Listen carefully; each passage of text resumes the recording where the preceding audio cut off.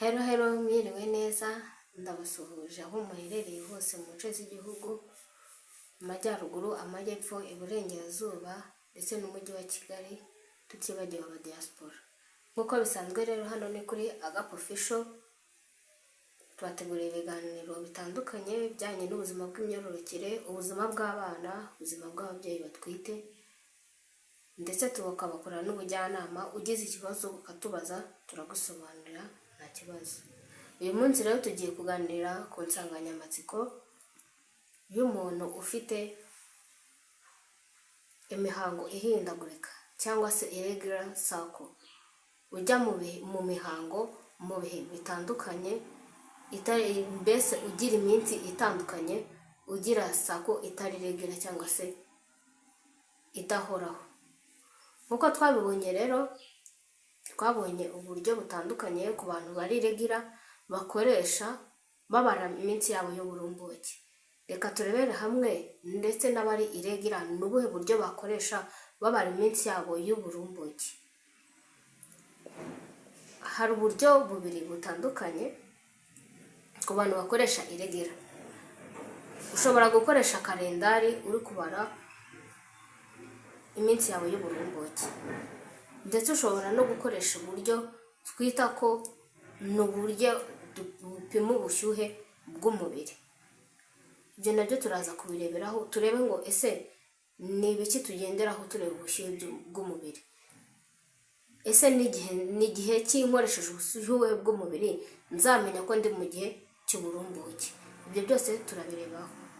Nk'uko twabonye ko kenshi abantu bakoresha kalendari, ni byiza ko aba afite iminsi ye y'ukwezi ihoraho, afite hagati y'iminsi 26 kugera ku minsi 32.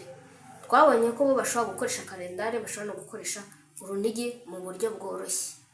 Twize uburyo bwo gukoresha urunigi, twarabusobanuriwe neza. Uyu munsi rero ku bantu bakoresha kalendari, ntabwo bafite imihango ihindagurika, bagira amatariki ahindagurika, si byiza ko bakoresha kalendari, kubera ko nk'uko twabibonye kalendari ni nziza kuyikoresha ku bantu bafite iminsi ihoraho. N'umuntu ufite imihango ihindagurika ashobora kuyikoresha, ariko ntabwo twayizera 100% ko yamurinda gusama, kubera ko usanga kenshi iminsi ye y'uburumbuke iba miremire cyane kurusha umuntu ugira imihango idahindagurika. Hari uburyo rero twigamo gukarikira iminsi y'uburumbuke ukoresheje kalendari ku muntu uhindagurika. Nk'uko nabibabwiye rero, twabonye ko ni byiza ko gufata ikayi yawe ukandika, ukavuga ati njyewe amezi 6, aya mezi yose nagize iminsi y'uburumbuke runaka, rimwe nagize iminsi 26, ubundi 25, ubundi 30, ubundi 32, ubundi 35. Twabonye ko uhitamo iminsi wagize mikeya.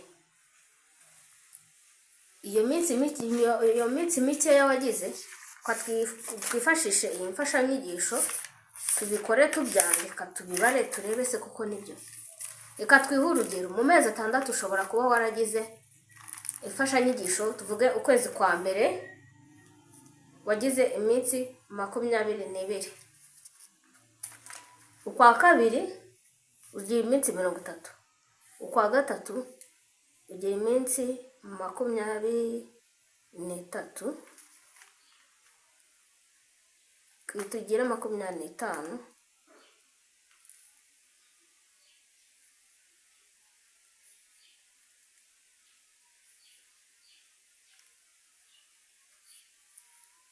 turebe kwa kane uko wagize iminsi 35, kwa gatanu ukagira iminsi 32, kwa gatandatu ukagira iminsi 29.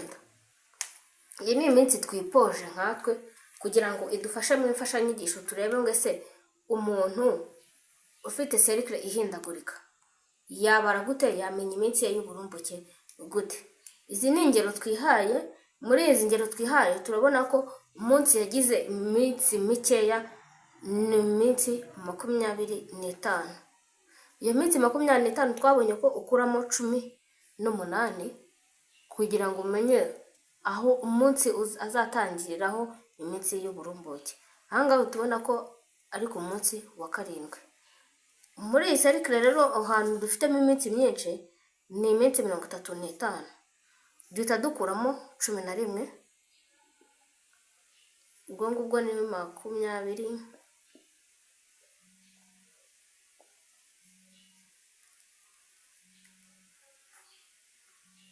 Ubwo ni ku munsi wa 24.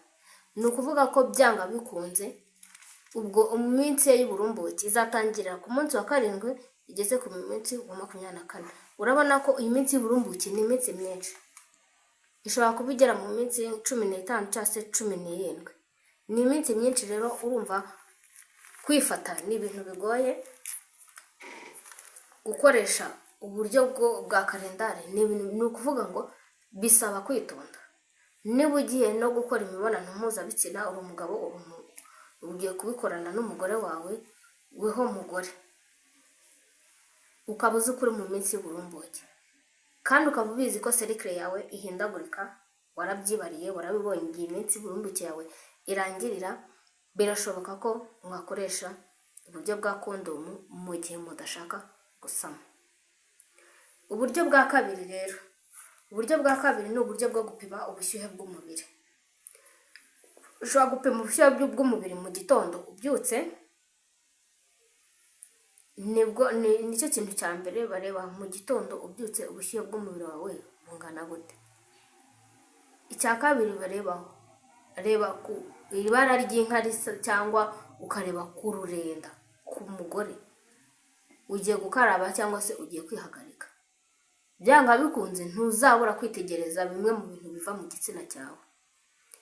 Ni byiza ko rero ureba ururenda. Iyo ubonye ururenda rwaje rukweduka, mbese ruba rukweduka ku buryo niyo warufata mu kiganza ukarurambura gutya rukomeza rukagukurikira rukagenda, tubyite nka shikarete, ni ururenda rukweduka. Urwo rurenda ruri mu bimwe mu bintu bikwereka ko uri mu minsi y'umurumbuke. Ni bimwe mu bintu wakoresha ureba ngo ese iminsi yanjye y'uburumbuke, ndi mu minsi y'uburumbuke cyangwa se ndi mu minsi y'uburumbuke. Kandi ibyo rwose ni ibintu byoroshye cyane. Ubwo rero nk'uko mubyumva, tumaze kubona ko ni uburyo bubiri, hari ubwo gupima ubushyuhe bw'umubiri, hari n'ubwo gukoresha kalendari. Tubonye uburyo wakarikira cyangwa se ukabara iminsi yawe y'uburumbuke. Tubonye n'ibimenyetso bigaragaza ubushyuhe. Tubonye ko harimo ururenda rukwereka iminsi yawe kuri mu minsi y'uburumbuke cyangwa se utayirimo. Inama ya mbere rero nagira ababyeyi, inama ya mbere ni ugufata ikayi ukandika. Ukamenya ngo mu mezi 6 cyangwa mu mezi 12 ni iyihe minsi nagize mikeya, ni iminsi nagize myinshi, kugira ngo ube siri umenye ngo iminsi yanjye y'uburumbuke imara igihe kingana gutya na gutya, itangira kuri uyu munsi ikarangira kuri uyu munsi. Icya kabiri, ubu buryo bwose bushobora kugucika bikarangira wasamye. Ni ukuvuga ngo ntabwo ari uburyo bwizewe 100% ku muntu ufite cercle iriregiriye. Ni byiza ko bikoroheye bitagutera ikibazo, wakoresha ubundi buryo bwo kwikingira wirinda gusama. Wakoresha agakingirizo, wakoresha uburyo buhindura imisemburo, twita ngo ni udupira tw'imyaka 3 cyangwa agapira k'imyaka 5, cyangwa se bakagutera agashinge k'amezi 3 cyangwa amezi 2, biterwa nako wahitamo. Ushobora no gukoresha uburyo bwa IUD bwa DU, agapira ko mu mura. Agapira ko mu mura kenshi kaba keza ku bantu abo ari bo bose, nta muntu n'umwe akenshi gakunda kwanga. Ako nako kagizwe n'ubwoko bubiri, hari ak'imyaka 5, hari n'ak'imyaka 10 kugera ku myaka 12.